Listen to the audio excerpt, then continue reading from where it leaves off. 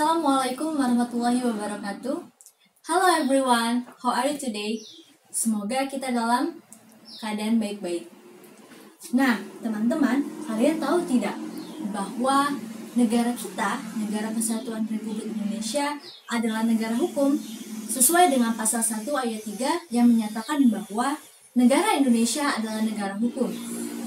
Dan kita, masyarakat awam serta generasi muda juga memiliki hak dan kewajiban yang sama dalam hukum.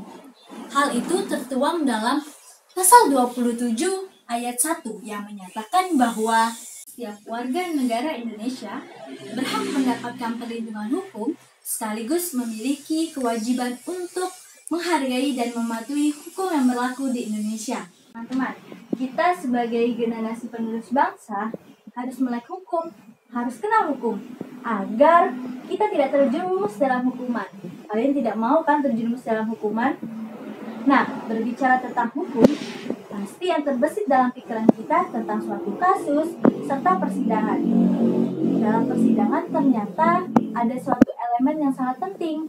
Yang pertama ada hakim, kedua ada tersangka, ketiga ada saksi, keempat ada pengacara, dan yang terakhir ada jaksa.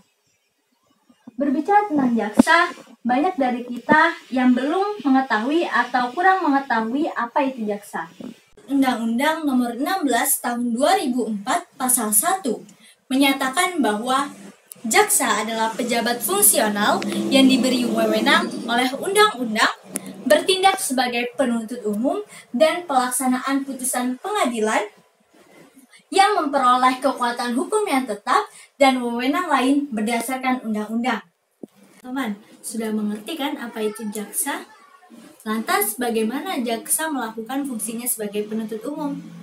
Kita ambil salah satu contoh kasus, yaitu kasus yang tak pernah luput atau hilang dari kaca pertelevisian, yaitu korupsi. Adalah sebuah kasus yang besar dan sesuatu yang berdampak sangat besar bagi masyarakat.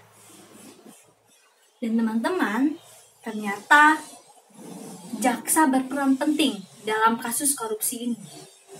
Bagaimana cara jaksa melakukan tugasnya sebagai penuntut umum? Jaksa harus mendapatkan sumber, yang pertama dari masyarakat dan yang kedua dari bukti atau temuan instansi lainnya. Setelah itu, jaksa akan menelaah bukti-bukti yang ada. Dan setelah terbukti adanya dugaan kasus korupsi, maka jaksa akan membentuk tim penyelidikan untuk menyelidik kasus korupsi, serta menyita barang-barang yang terkait dengan tindakan kasus korupsi. Dan setelah itu, jika terbukti adanya kasus korupsi, maka jaksa akan membawa suatu kasus tindak pidana itu ke suatu persidangan. Nah, begitu teman-teman proses mendiri kita sebagai generasi muda, penerus bangsa, harus mengetahui, harus melek hukum terhadap negara kita, tanah air kita tercinta. Kitalah yang akan melanjutkan perjuangan pemimpin negara ini. Kalau bukan kita, siapa lagi? Dan kalau bukan sekarang, kapan lagi? Ayo kita kenali hukum agar kita terjauh dari hukuman. Generasi hebat bangsa, ayo semuanya hidup hukum.